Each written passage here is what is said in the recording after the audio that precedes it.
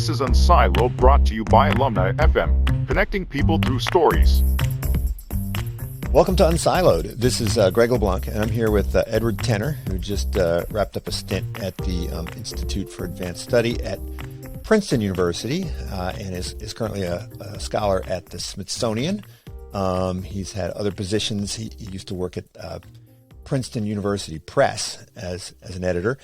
Also writes frequently for the Milken Institute's newsletter, and is the author of multiple books. Most recently, this one is called The Efficiency Paradox, What Big Data Can't Do, which is in many ways, I think, a sequel or an add-on to this book, which was written 25 years ago. 25. Why Things Bite Back. Technology and the Revenge of Unintended Consequences. Also, along the way, you published this book, Our Own Devices, How Technology Remakes Humanity. Welcome, Edward. Thank you very much, Greg.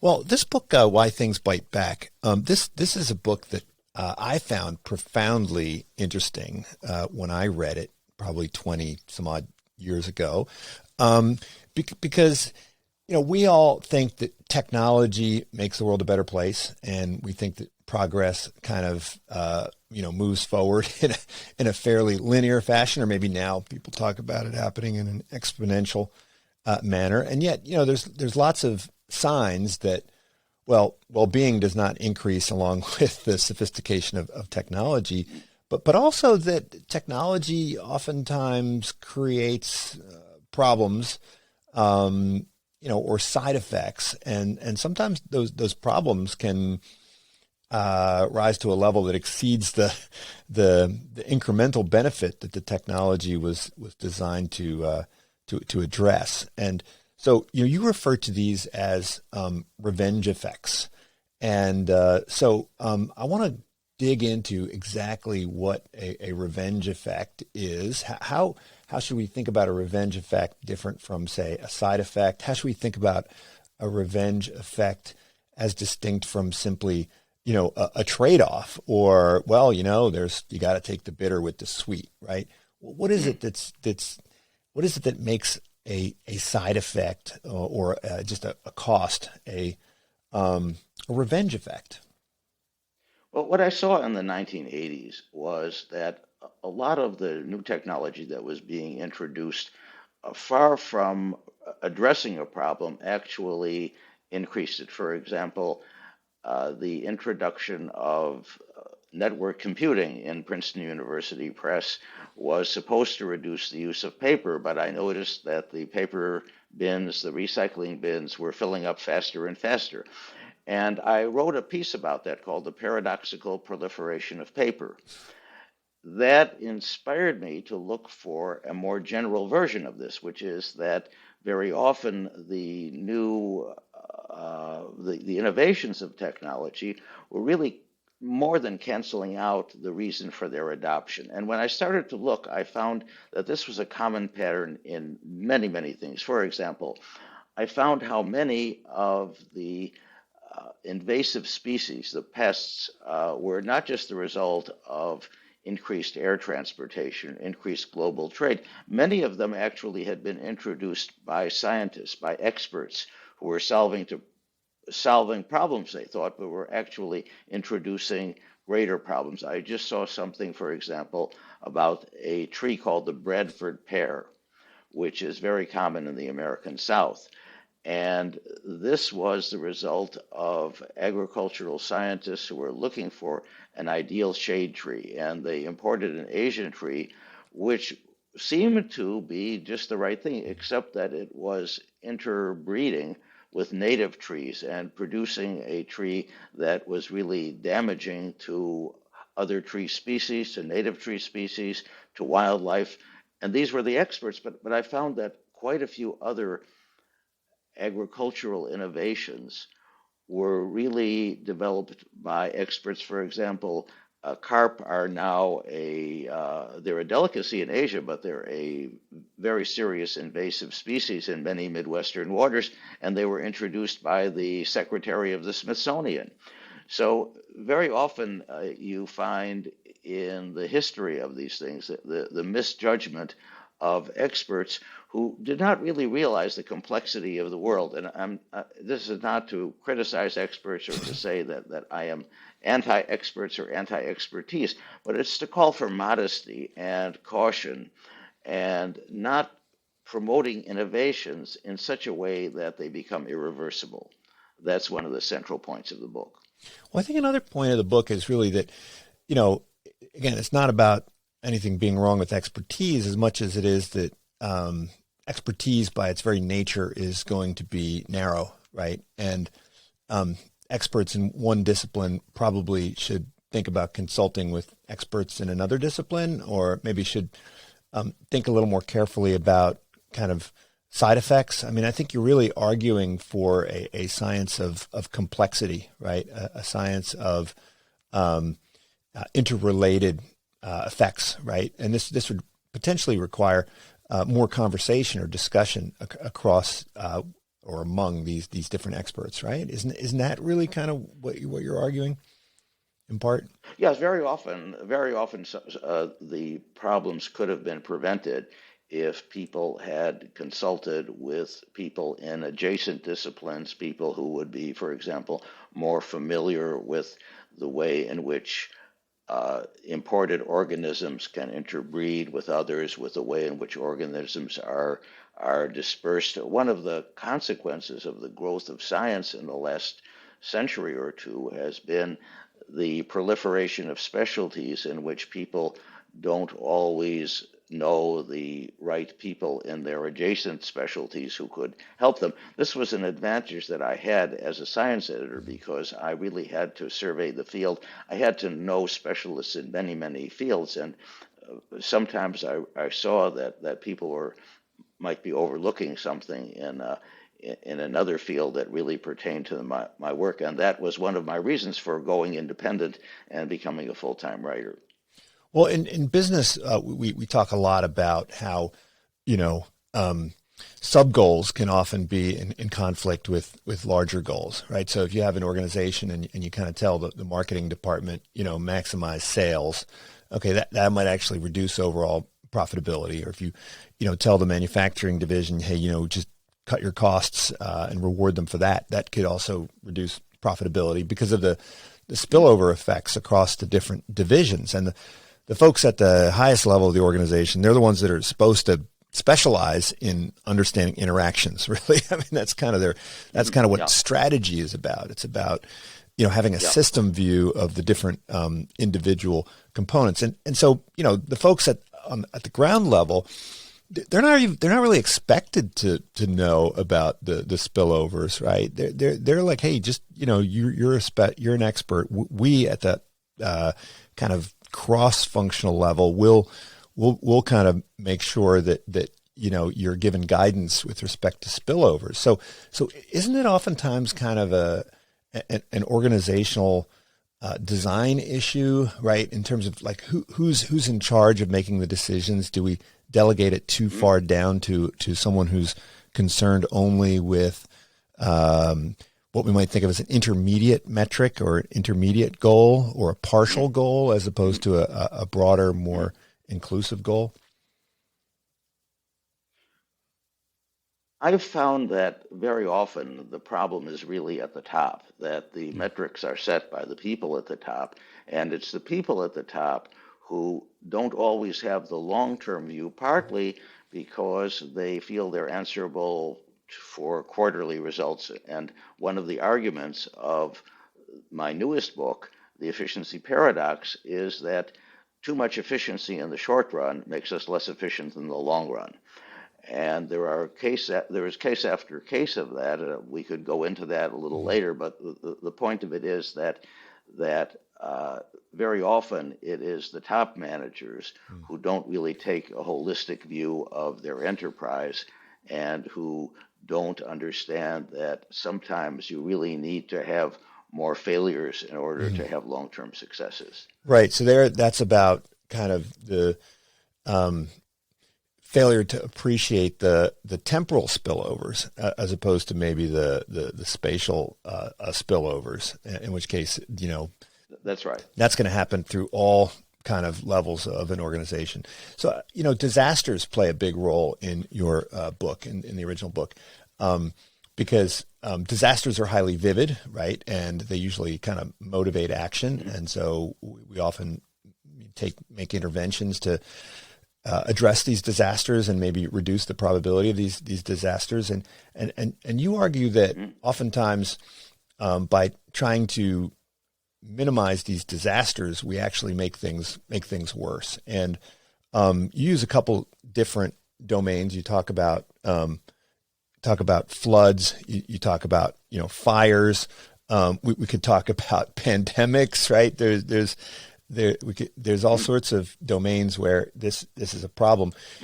Maybe dig into those, because I found those to be fantastic examples that have illuminated other areas. Like when I think about pandemic response, I can't help but be inspired by what you said with respect to floods and fires.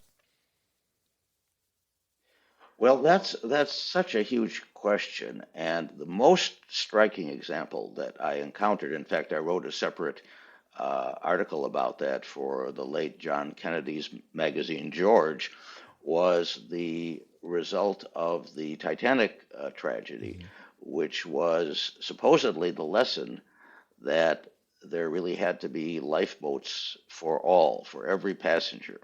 A lot of people still think that that was the lesson of the Titanic. And so, leading up to legislation, ship owners began to install additional lifeboats on their ships. What could go wrong, right? Well, if you had a ship that was not that stable to begin with, and you added deck stiffening, and you added the weight of the lifeboats, you could turn a not extremely seaworthy ship into a potential disaster. And there was one tragedy like that in Chicago Harbor called the Eastland, in which more passengers actually drowned than on the Titanic. But because these people were young workers from the nearby Western Electric factory in West suburban Chicago, there was not the kind of international attention that was given to a ship where there were celebrities and multimillionaires and where there were people from all over the world. This was, in terms of networking, a relatively closed community. So it was an intense tragedy for everyone in that neighborhood. But the tragedy was contained in its publicity, and it wasn't until a book was published much later by an economist that documented how this occurred. The other factor was that you had an unpredictable element of human behavior. These young people were unused to seafaring. They were from, after all, like an inland city, and this was an annual excursion to a park on Lake Michigan. And so when the ship started to list as more and more people, it was oversubscribed, so more and more people got on, and it started to list. And what happened was they amplified it. They made it worse by shifting from one side to another, and it finally capsized. And the people were really unfamiliar with the layout of the ship, so they could have escaped, but they didn't. All the crew escaped because the crew knew how the ship was constructed. They knew the exits, but the passengers didn't. It was a really, really terrible thing, one that until recently was forgotten until the book appeared, and also some of the descendants of the victims have been memorializing it. And now there is a website, there is a lot more attention paid. But I think it's a very important lesson. Another tragedy that occurred in Chicago at about the same time was the Iroquois Theater fire, and that really occurred partly because of the way in which the exits were constructed, and as a result of the Iroquois Theater fire, you have noticed just about every public place has a so-called panic bar. That is, there there is a bar that you press, and that will open the door. Sometimes there's an alarm if they don't want people to exit in an unauthorized way. But there are legal codes everywhere, and one of the reasons for that was the Iroquois fire. So part of this part of the design flaws include a failure to take into account human factors, right? So understanding how humans are going to change their behavior in response to these interventions. So there's an economist, Sam. That's right. Yeah. So Sam Peltzman made this point about, which relates to this concept of risk homeostasis, which you mentioned in the book, right? So, when you mandate seatbelts in cars and people start to drive faster, right? And so forth. And of course, that's not saying that seatbelts are a bad thing, but what it's saying is that any attempts to predict, right, the consequence of the intervention has to factor in how the humans are going to respond to this new environment. Risk homeostasis, the idea that if you introduce safety technology, people are going to take more risk, is a concept that most safety engineers do not like. It's something that does happen sometimes, but there was a very good book by a General Motors research director named Evans called Traffic Safety and the Driver, and he showed that there was actually a spectrum of responses. There were some cases in which safety technology really did lead, at least at first, to people taking more risks. And there were others in which, for example, like seatbelts, in which there was a really strong net benefit. So people have been, I think, sometimes too ready to apply their favorite model without double checking the empirical evidence. Yeah. And so with respect to, I think you mentioned also, helmets in football, right? So if the goal is to eliminate cranium fractures, then helmets sound like a great idea, but then they might lead to increasing numbers of concussions, right? And that was originally concussions were not on that was not the objective initially, right? Because concussions were not really something that people were concerned about at the time. That's right. One of the paradoxes there is that the adoption of the safety technology may lead people to change their behavior. For example, spearing, the aggressive use of the helmet, is one of the major causes of that, also of spinal injuries. And one of the points that I made in Why Things Bite Back is that rugby, which is a very rough sport played without helmets, it really is self-limiting because people will not do something that really endangers themselves. The same thing is true in boxing, that bare knuckle prize fighting was a notoriously bloody sport, and toward the end of the century there were new rules that mandated the use of boxing gloves. But the problem was that long-term repeated blows, rotational blows, cause very serious brain damage, Parkinsonism, for example. And so you had a case in which you were replacing what were very visible catastrophic injuries with less visible long-term chronic injuries. And there is a tendency for catastrophic problems to be replaced by chronic ones. And this is well known in healthcare studies. It was really called a transition, a health transition, in which you now have more and more people suffering from long-term illnesses that are much more difficult to cure. Well, you actually start the book with a discussion of healthcare, and I think of this as the curse of ceteris paribus, right? So, in scientific methodology, right, you're always trying to think in terms of ceteris paribus, right? Like if I change this one variable, then how it's going to affect my outcome. But of course, in the real world, like it's never ceteris paribus, right? There's always going to be kind of other changes that happen, right? So for instance, if we say, assuming that the fist hits the face with the exact same force, right? Well, it seems like having some protection in place would reduce the strength of the blow. But of course, all sorts of other things are going to happen that could could change those other factors. And in healthcare, we certainly see the same thing, right? So, for many years, people were promoting kind of low calorie diets and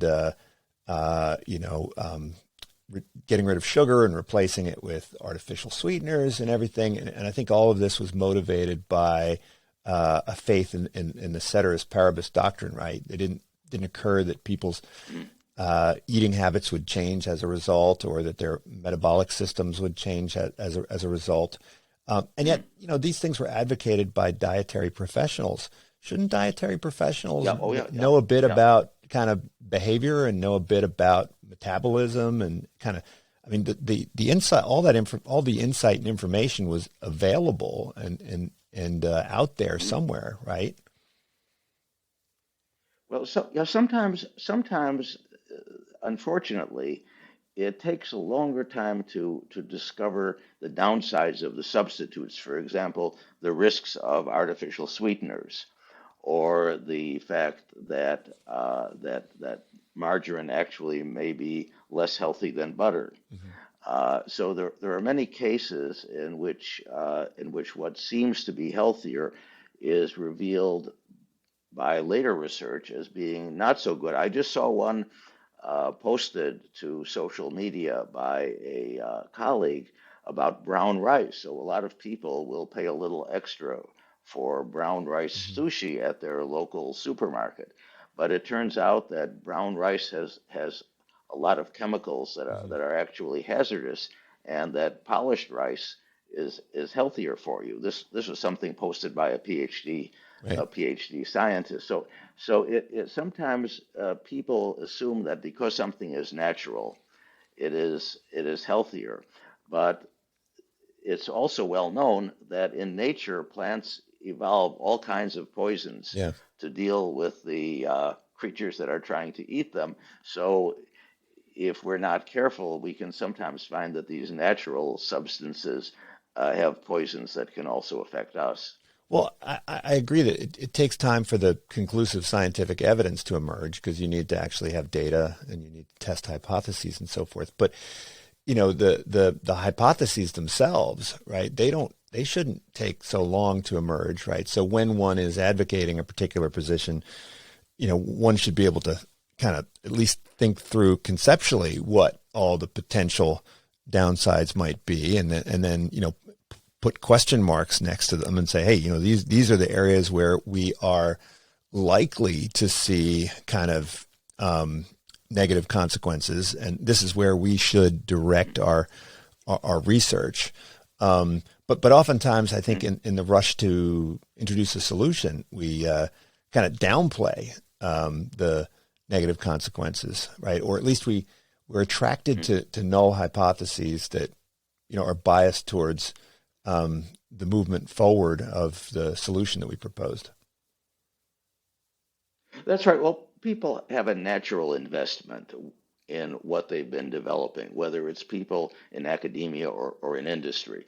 And that's good, because you need people to believe in what they're doing and to be advocates.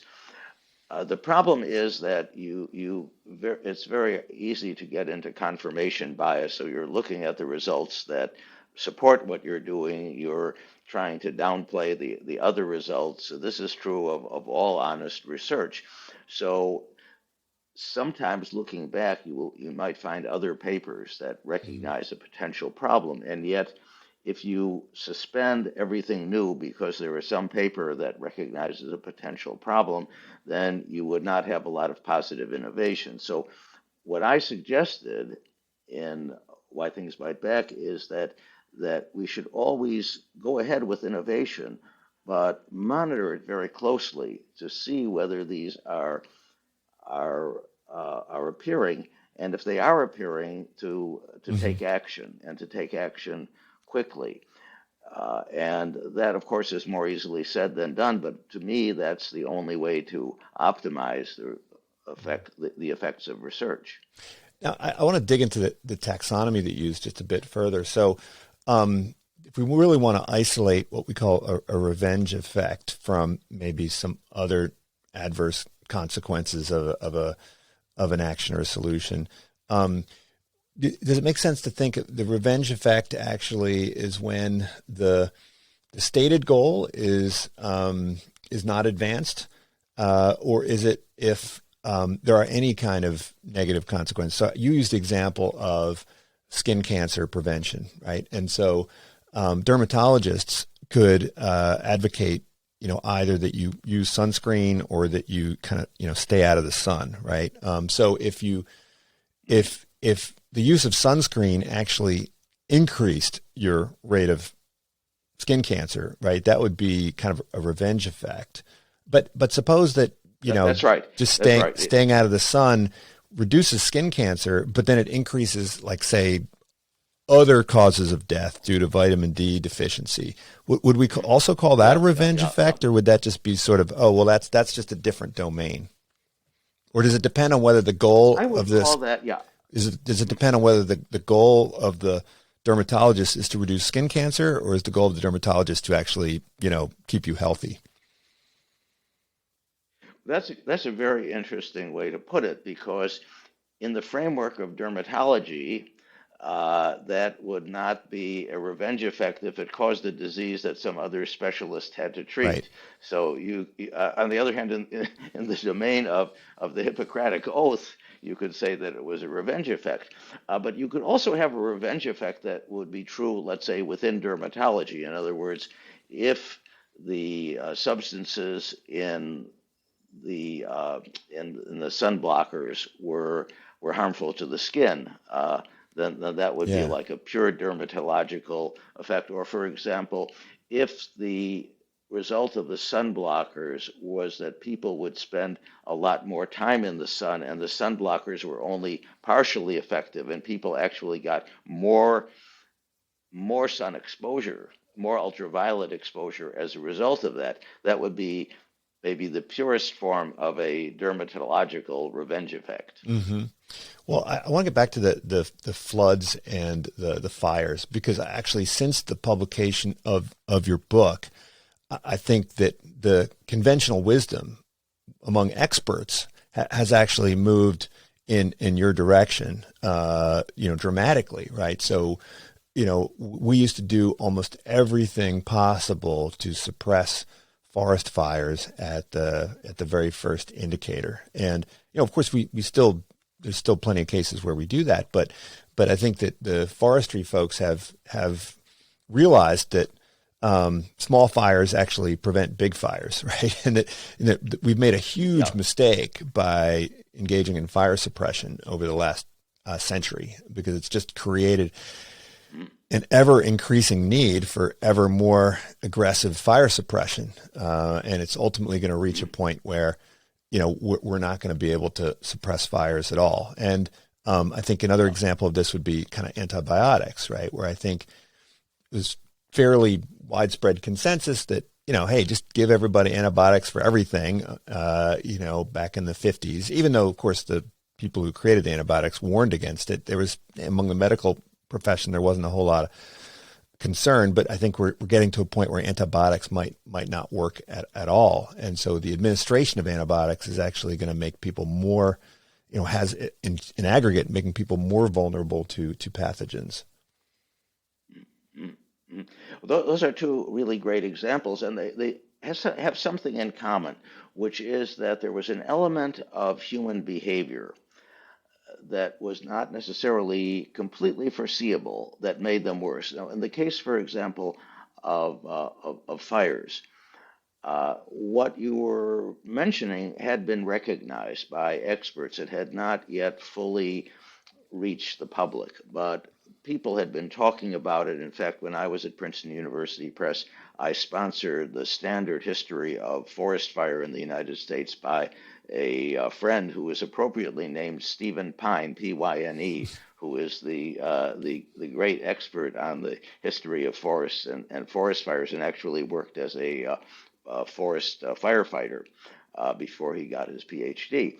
So uh, I think that what he mentioned is that at this so-called wildland interface, there are more and more people who want to move to heavily forested areas that are away from the congestion and the air pollution of cities. And so you have this kind of exurban sprawl that you see especially in California. And this form of pioneering, which might be very sensible for an individual, when you have a lot of little communities like that that are nestled in highly combustible forests, then you have a really large dilemma for public policy, because then the firefighters have to make special efforts to rescue those communities, to provide ways out and so forth. The same is true of antibiotics. So people sometimes think, oh, it's the pharmaceutical companies, it's the doctors who are pushing all of this. And to some extent, they're right. But very often, there's a very strong element of patient demand. Yeah. There are many patients who will insist on a prescription for antibiotics, even in cases where it's a viral infection and the doctors tell them that it's not going to work. They may just go to another doctor. So physicians are also under pressure from this folk medicine and folk ideas about medical treatments, not only in the United States, but overseas. And that element of unpredictable human reaction to new technology is one of the most serious problems because, for example, it also accounts for the trampling, the crowd scenes such as we recently saw, where there is an element of crowd behavior that has been difficult to model. And when I was at a conference in Europe 20 years ago, I met an engineer who actually uses physical models to evaluate the movements of people. He is, for example, a consultant to shipbuilders. So if you're building a cruise ship and you want to have a safe evacuation, he has models that will help you design the corridors, and so that people don't trample each other on their way to the lifeboats. Right, and I think. Hold on a second, I just lost my train of thought. So they're going to edit this thing out because I was about to say something, and now I totally forgot what it was. Okay. Well, I think also that this applies to things like pain relief, right? So, when I was in the hospital recently, and a couple of years ago, and it was my only time in a hospital, and they kept offering me opiates, right? They just offered me, repeatedly, and I've had lots of friends who were in a similar boat where they were offered multiple, doses of opiates, and of course, I asked them, I said, why are you giving me all these, why are you offering me these opiates, which I said no to, and they said, well, we're trying to patient comfort, right? We want patient comfort, and I was like, well, how much comfort am I going to have when I'm, sleeping on the streets of San Francisco, like begging fentanyl off people, like that's not super comfortable. But I think from their perspective, it's like, they only have me for a couple of days and they're going to get a score at the end of the 3 days. And 3 years later, when I'm homeless on the street, I'm not going to be evaluated. They're not going to be evaluated for that. Right. So they actually think they're doing me a favor, but they're not. You have pointed to a very interesting form of risk, and it's a risk associated with metrics. So with the web, people are rating hospitals, they're rating their treatment. So what they were concerned about is if you downrated them, if you said they weren't compassionate, they were denying you the opiates that you needed, then they could suffer serious consequences. So in one sense, they were acting rationally, and the other, from the standpoint of society and your long-term welfare, they were not acting rationally. This is also very common with any kind of metric that it may be very good in the short term, but it's imperfect in studying holistically all the long-term consequences of applying that metric. Yeah, I think that we tend to prioritize when we're designing metrics, we prioritize kind of the visible over the invisible, the easy to measure over the difficult to measure, kind of the near versus the distant, the now versus the later, the vivid versus the less vivid, and and we Yes. we are more concerned about unfamiliar risks than familiar risks, and so this skew towards those sorts of metrics ultimately has negative consequences, and I think you've talked about them really well in all of the books, and I think you offer an alternative approach in the Why Things Bite Back to dealing with problems, and we'll get into the later elaboration of that. But you call for the use of cunning as opposed to like frontal attacks. And you suggest finesse, right? And I guess this is kind of like a judo approach, right? Where you try to manage forces and channel them. And, flooding is a great example where we used to just build these dikes. And then, when there's a flood, that just means you got to build a bigger dike, and that creates a narrower, faster, more aggressive, channel. And then, you have a bigger flood. And so now we've actually moved to a world where we have, we're opening up floodplains after the recent Mississippi flood, and we've got to give the river like some room to breathe. And there's other examples of this, like figuring out ways to encourage viruses to evolve to be less pathogenic. Could you talk a bit about this idea of finesse? How should practitioners think? Oh, my other great example that I love is traffic circles, right? I had Tom Vanderbilt on the show, and he wrote a whole book on traffic, and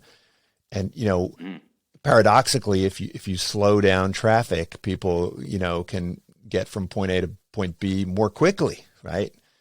So all of these interventions are very paradoxical. Could you kind of, how did you come up with this idea of finesse?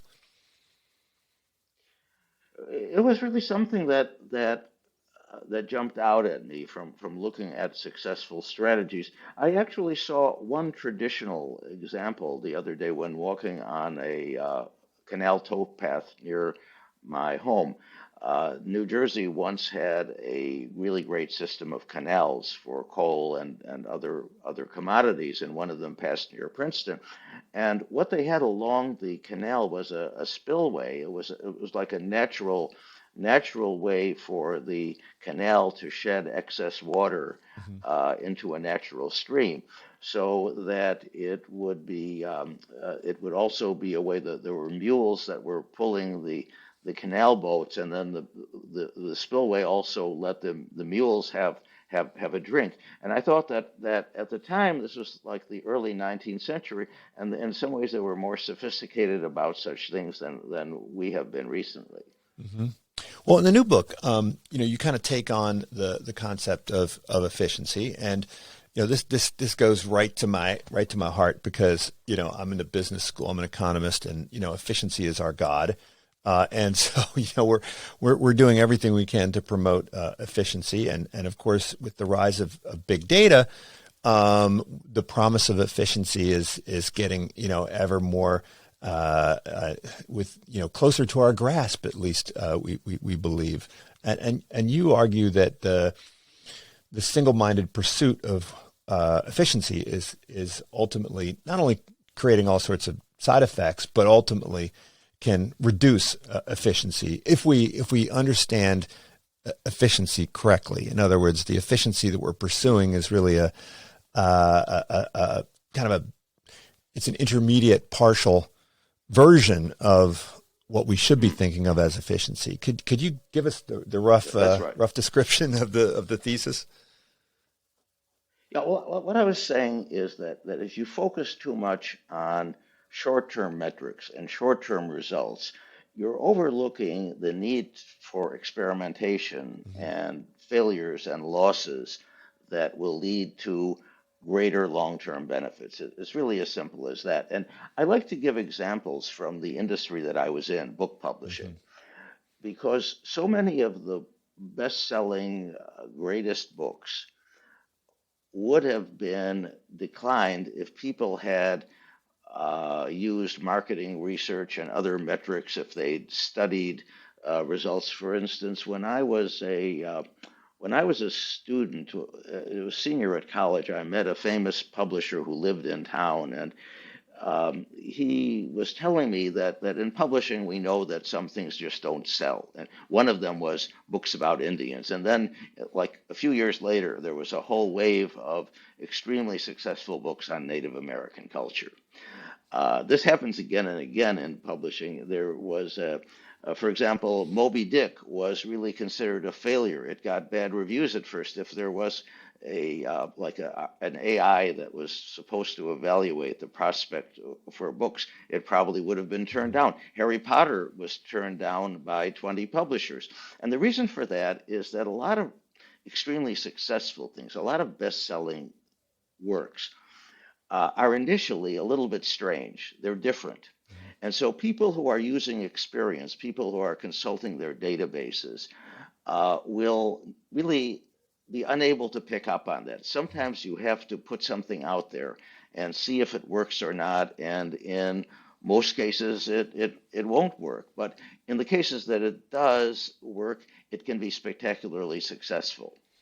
So it's not necessarily a bad thing to use these metrics, but it's also important to let your intuition run sometimes. In the case of the publisher who published Harry Potter, I saw the exhibition from the author's files at the New York Historical Society before it closed. And it was really the young daughter of this editor who was shown the Harry Potter manuscript and loved it, and she was the one who really convinced her father to buy the book. So sometimes a one person like that, an extremely small sample, can be more powerful than all of the sophisticated metrics that you have.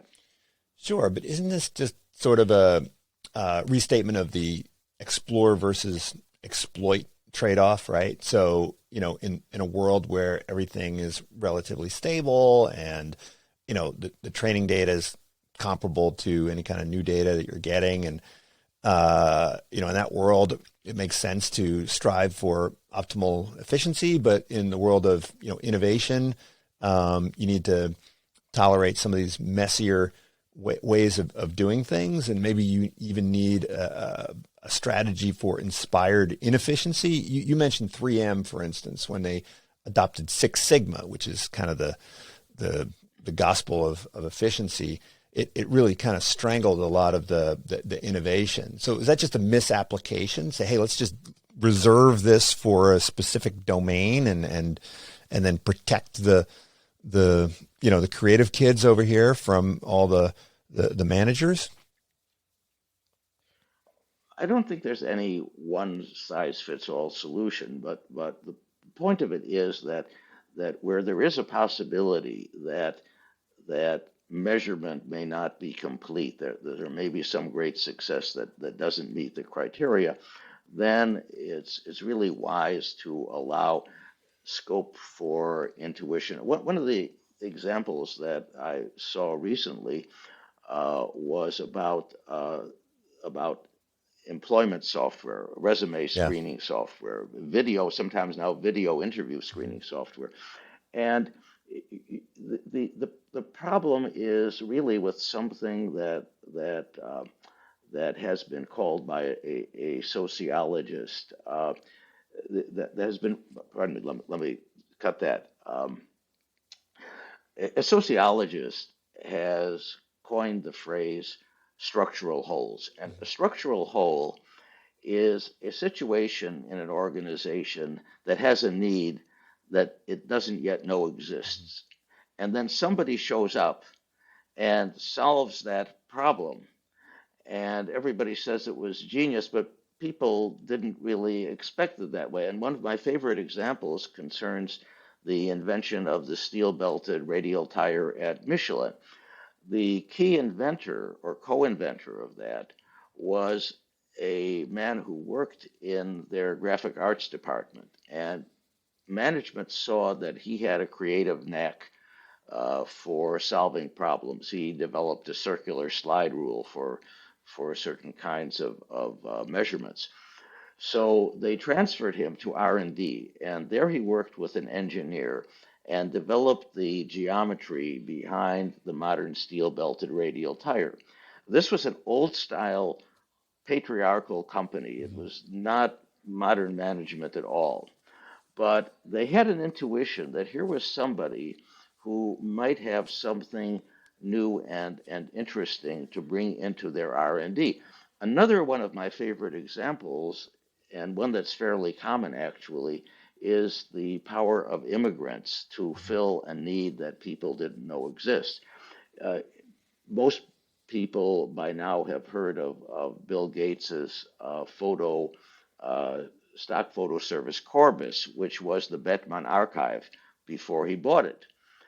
And it was founded by a musicologist named Otto Bettmann, who had training as a librarian and was the library director of the Prussian State Art Museums in the early 1930s, a very responsible position. And in that position, he had developed a classification system for works of art, and he also made many, many exposures of works of art on film that he was planning to use. Well, when the Nazis came to power, the racial laws eliminated him because of his Jewish origins, and so he emigrated to the United States, and the customs official thought here was this eccentric librarian with these trunks of film. So what value could there be in that? Well, when he got to New York, there was already a flourishing illustrated magazine scene, for example, Life and followed by Look. So these magazines needed historical documents. Well, here was Dr. Bettman with his trunk of exposures and his classification system. So he launched an extremely successful company and launched a whole stock photo industry because he was somebody who had come from a very different environment and brought something that was needed, but that nobody had defined before he came. So, I mean, a lot of what you're describing is, we call it serendipity, right? And, chance, and Mm-hmm. you have to have, Mm-hmm. leave some stuff to chance. But isn't there a way that you could kind of algorithmically design serendipity? Is there, That, could we mm-hmm. make serendipity more efficient, right? I mean, I have a lot of serendipitous Yeah. encounters that are completely worthless. And then, you have a great Yeah. serendipitous Well, encounter. You're like, dang, if I could have, more of those, then I'd do more serendipity. there were two examples of that I can think of. One is an old example from the interwar period or the immediate post-war period of a system for innovation and invention called TRIZ, TRIZ, which is a niche consulting field here. And TRIZ was based on an exhaustive study of Soviet patents Mm-hmm. by a man named Altshuler. And Altshuler was trying to find a grammar of invention and innovation.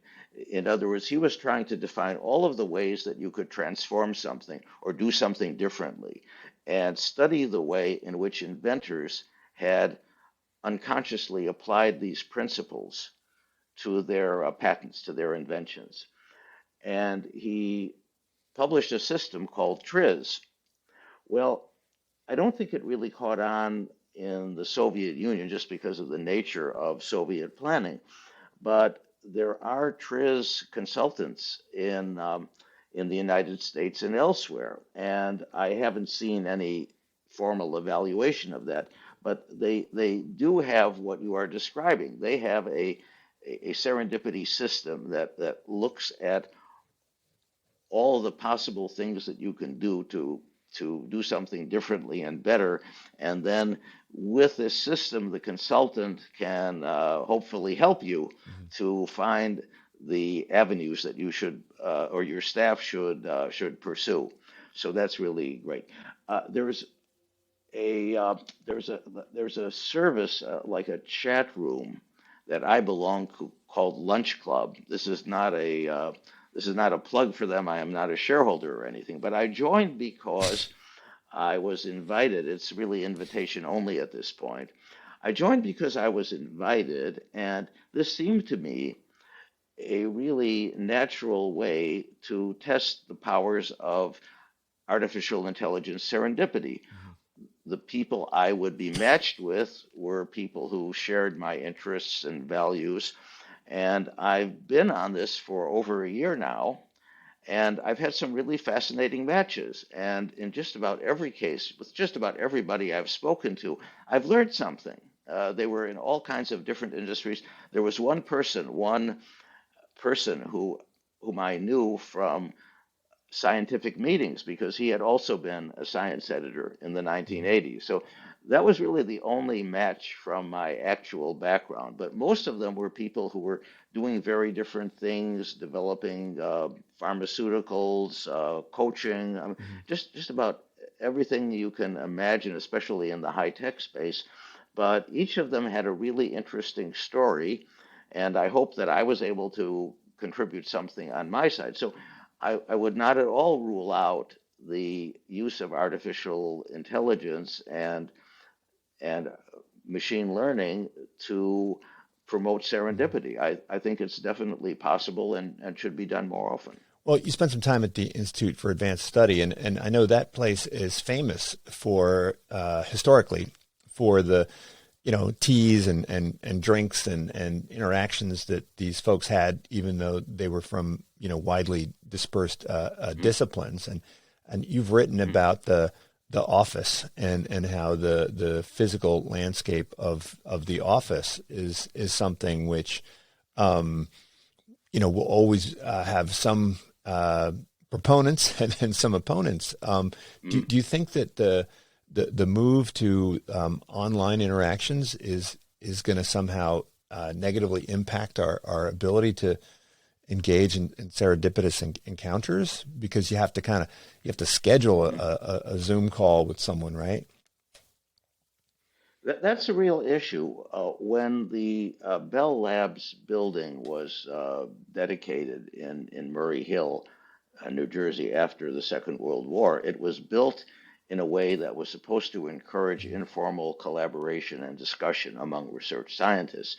And to judge from the results of the old Bell Labs, it was spectacularly successful. In fact, a number of other research institutes were built with the same principle and the same idea in mind. And I was a visitor there when I was an editor, and I saw that happening. And I worked with a number of scientists from Bell Labs. So that was a really classic case of how that could work out. The institute also is a fascinating one because as you said, it's one where people informally get to know each other and can contribute to each other's ideas.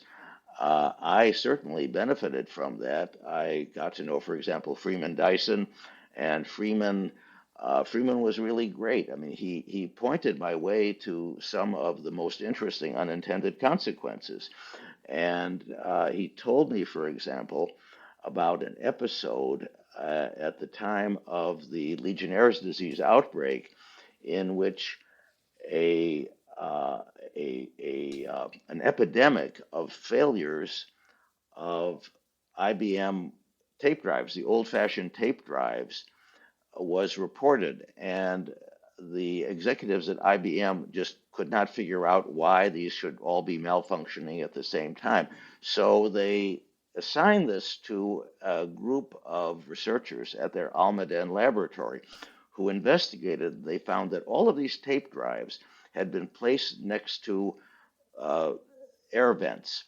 What had happened was that after the Legionnaire's outbreak, because Legionnaire's bacilli are kind of endemic in HVAC systems, they added an antibacterial solution to these waters, and that was successful in suppressing Legionnaire's disease. But this was formulated with minute traces of tin, and when it was vaporized. So you can see that these particles of tin were coming off the ventilating systems, and they were following the tape heads, and so they reformulated they moved they moved the drives away, and they reformulated the bactericide. But this just shows you uh, the reach of unintended consequences, because I think this was the first time in which a machine has indirectly suffered from a human disease. Right. Well, you also have another article where you recently published about kind of what you call the deep corporation, and this, and you mentioned Bell Labs and the old GE and Xerox PARC and Boeing, right? So Boeing was once this deep corporation, and they've all kind of tried to move towards a more flexible model, and certainly at business schools we encourage this. How is that? What's been the impact of this shift? Although of course we see companies like Google and Microsoft, I think it's fair to describe them as kind of the new deep corporations. But just using Boeing as an example, right? And did this move necessarily lead to kind of the disaster of the recent Boeing crashes? There's a new book that is based on a lot more material than I was able to study when I wrote that piece, that argues that it was even more serious than I had presented in my essay, and that it was really a result of an attempt to improve shareholder value. So there is a revenge effect in pursuing shareholder value to the exclusion of longer term goals, because the shareholders definitely did not benefit from the disaster of the 737 MAX, and I'm sure that they suffered because of that. But the contrast that I drew was between the development of the 747, which was done in record time by just an amazing group of extremely talented people, some of the best engineers in the world. And when you compared that with the 737 MAX, what was very interesting was that the 737 MAX was designed to be a cost-cutting means for airlines around the world without very experienced pilots to upgrade without expensive additional training. Mm-hmm. And to meet that goal, they made all kinds of compromises, each one of which might have seemed defensible at the time, but together were a recipe for disaster when combined with the kind of training that prevailed in many countries. So the lesson is really that there is a case for depth, and that enlightened investors and investment analysts should recognize that and not reward the people who are killing the goose that laid the golden eggs. Right. And well, the increasing autonomy in aviation, we're going to see increasing autonomy in automobiles. It's happening very quickly, but it seems like, once you embark down that road, it's kind of it's an irreversible path, right? You're just developing even more pressures for more autonomy, because as humans start to rely more on these systems, their attention gets disengaged, and if you have to re-engage it, as we saw in the Air France case, it's kind of hopeless, right? So you need to then, once you get to like level 3 autonomy, you better then get pretty darn quickly to kind of level 5, right? Yeah. Well, there are two things involved there.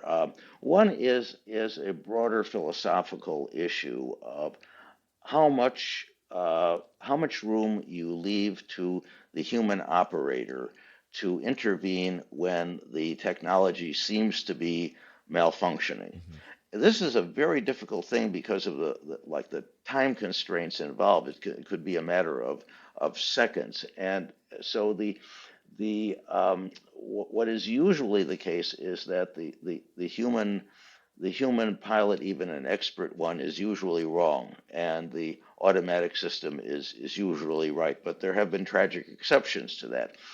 The more interesting one is the difference between aviation autonomy and the autonomy of vehicles in traffic. Because on one hand, you have a relatively limited number of aircraft flying well-established routes, very closely monitored by controllers and satellites and others.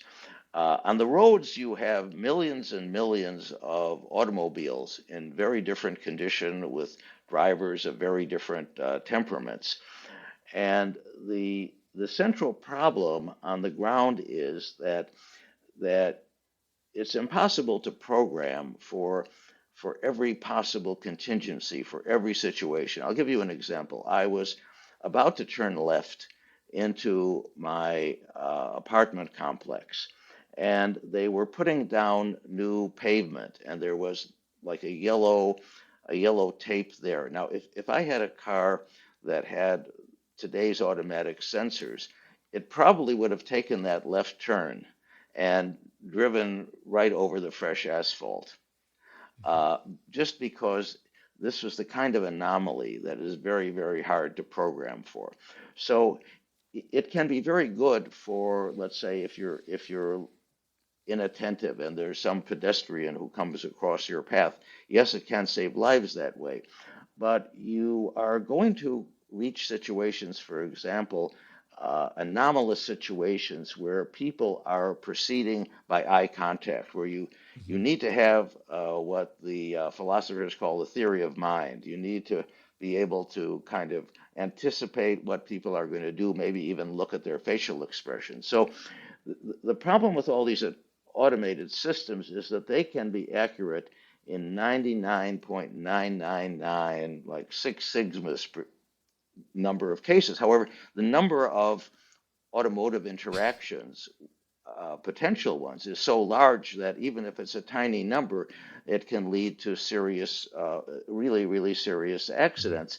And there is also the factor that a lot of people's cars are not in the optimal condition for that, and the fact that the infrastructure is not yet and is unlikely to be constructed to be optimized for full autonomy. You may have like a curb that doesn't look quite right. You don't want to drive over it. You don't want to pull over. There are lots of things still like that. You would really have to construct an almost perfect infrastructure for that to work perfectly. So I think there's really a good middle ground that kind of autonomy can work very well on limited access highways for long distance driving.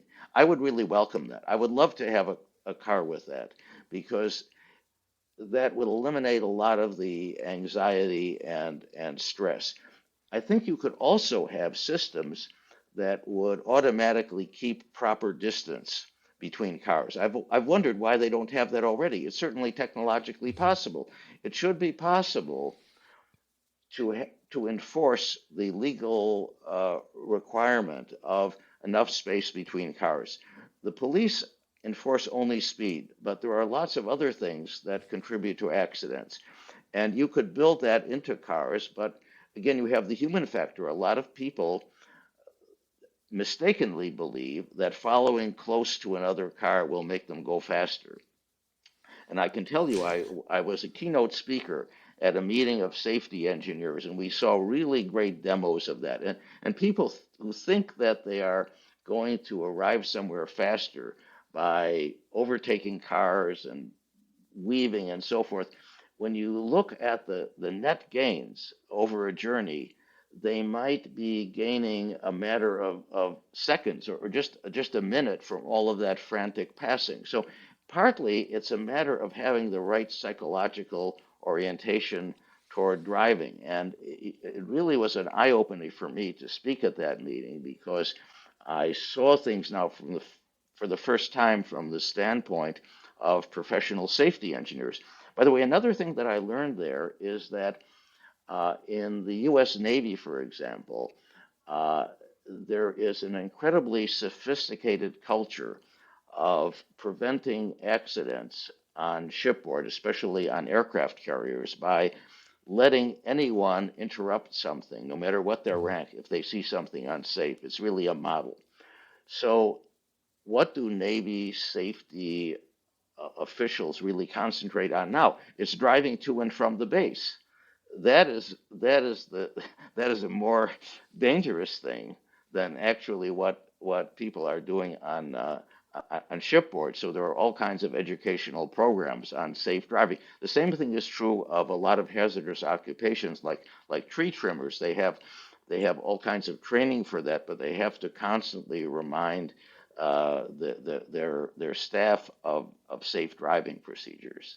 Right. I think we should do that at my school, right? So I have a lot of people that commute in their cars, and we've got a lot of hygiene things in place right now in the classroom. But I think driving to school is probably the most dangerous part of their day.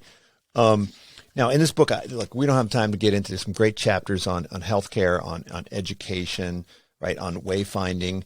But towards the end of the book, you offer up 6 kind of strategies for dealing with a world of big data. And I found these to be really they were, I think they were too short. I think you could have spent a lot of time elaborating on these 6 strategies.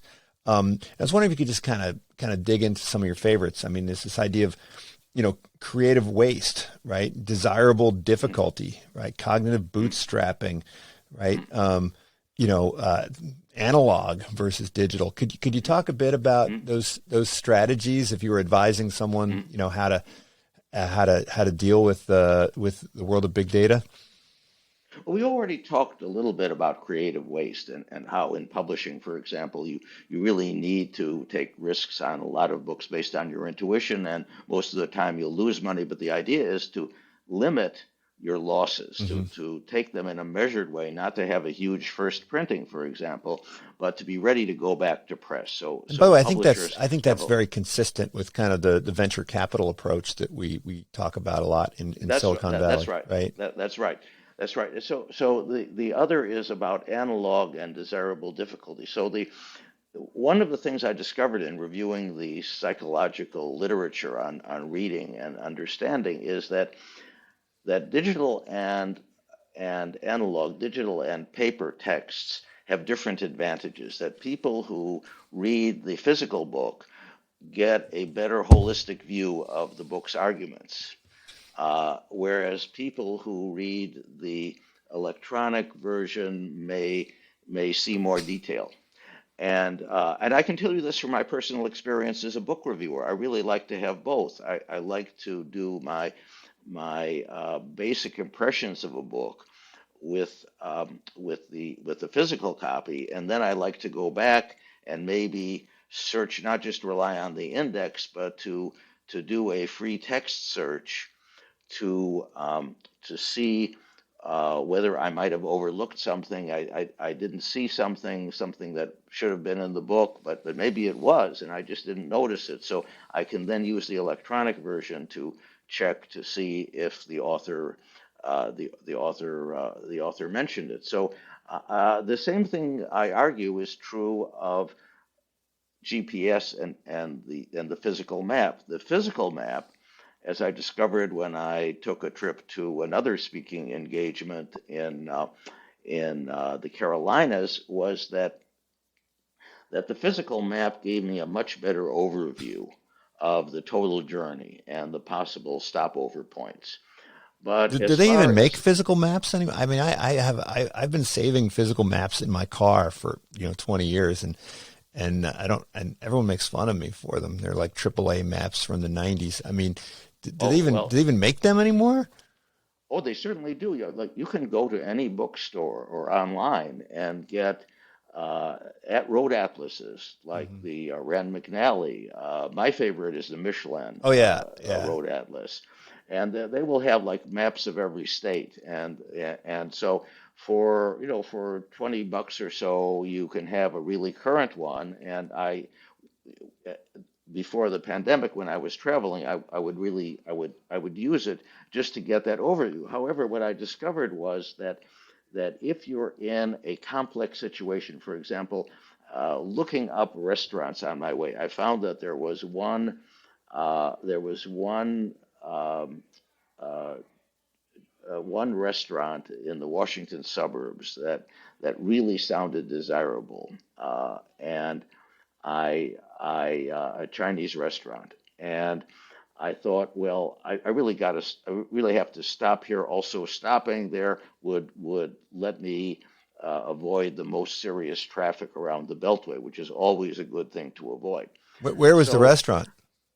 the restaurant, I could get the name for you. Actually, it was in the like the western suburbs of Washington, beyond the Beltway, Mhm. and well, a place that I hadn't really heard of. But the road map of the area was so complicated that if I had been using a physical map for that, in the best case, I would have just been lost for a long time. In the worst case, I would have crashed trying to read the map while driving, especially in the evening. So with the GPS, with Waze, I was able to just take every turn correctly. They not only show it on the map, but there's a speaking voice that will direct you. And so this was really a lifesaver for me. But on the other hand, I don't think I would necessarily use Waze to plan a long trip because it doesn't give me that kind of Mhm. overview. So you can see this pattern of analog and digital. The analog is really good for the overview. The digital is really good for the details. Well, I once got a $300 ticket for using Google Maps in my car, and maybe I should have just taken that paper map and spread it out over the steering wheel, and maybe A ticket for using Google Maps? yeah, I had not heard of in that. California, In yeah, California, it's illegal. It's illegal to look at a GPS. unless it's glued to your dashboard, in which case it's okay. Oh, that's I had not. Well, thank you for telling me about that. You may have, if I ever rent a car in California and I'm tempted to use that. I mean that seems to me really Well, it seems really seems a lot safer if I'm holding it, in front of me instead of having to bend over and look down. But hey, well, I have a holder that clamps to the. Thank God I had an older model that has a slot for CDs, so it clamps in the CD slot, uh-huh. and it holds it at just the right angle. Now, I think I could. I think with the newer models, you can do that legally because with the newer models, the at least the iPhone can sync to the Hmm. car's Yep. display, Yeah. so you are not reading it from you're not reading it from the smartphone. You're reading it from the display, and it's legal. But I appreciate your mentioning that. In fact, something I recently posted to social media. I was browsing through the physical books in my local public library, and I saw the New Jersey State Motor Vehicle Code. Do you know how many pages that is in New Jersey? Uh, Pretty long, I'm imagining. 1,540 pages. Try putting that in your glove compartment unless you have an Escalade or something. Well, I wouldn't want to have to reference it in real time if I was dubious about my driving behavior.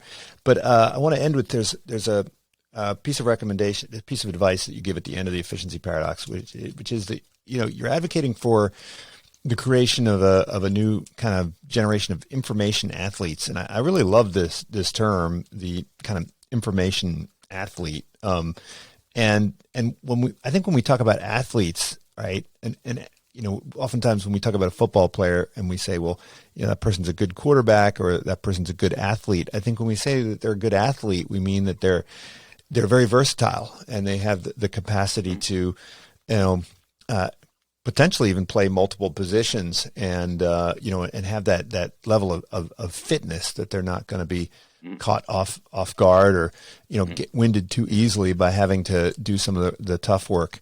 Could you describe how you think of this term information athlete and how can we become information athletes?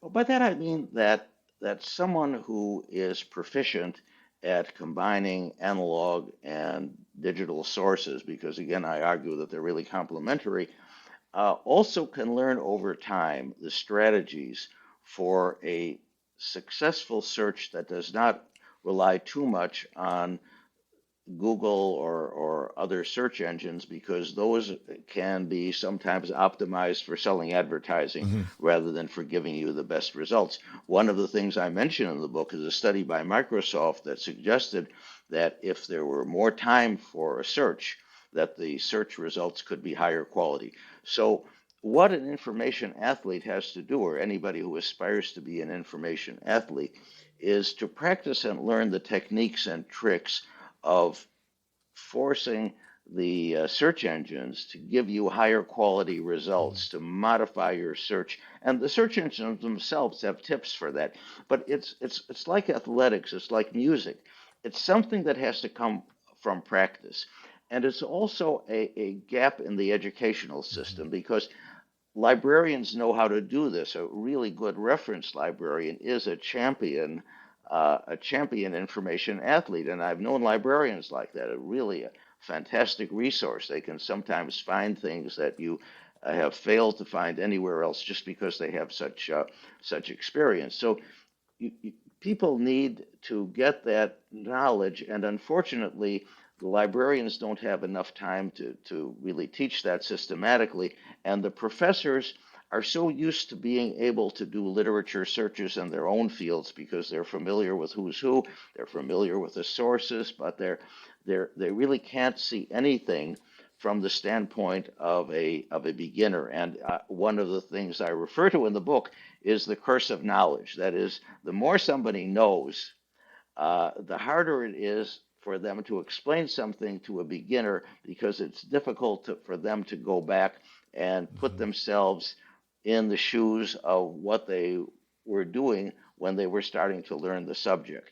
But what I'm saying is that there is such a thing as what I call cognitive bootstrapping, that if you pay attention to how you're using information, to what works in searches, gradually you can pick up the skills to become an information athlete. Yeah, that's certainly something we need to be teaching more of. Well, Edward, I wish we had more time. I would love to dig deeper into your thoughts on the pandemic response, because I think it illustrates a lot of the concepts that you've been talking about for decades, in particular, how, focus on narrow metrics or focus on, the near term instead of the far term can often create problems that are unintended and maybe even bigger than the problems that they're designed to solve. So thank you so much, Edward. I appreciate it. Well, thank you, Greg. I really appreciated this opportunity. And by the way, the unintended consequences of pandemics and medicine are such a huge topic that it would it would just take a lot more research. But it's one, I think, that is leading. The problems that we have are leading to all kinds of really interesting discoveries about the history of epidemics and about strategies for preventing future ones. So again, thank you so much for this opportunity. Okay, talk soon. This is Unsilo, brought to you by Alumni FM, connecting people through stories.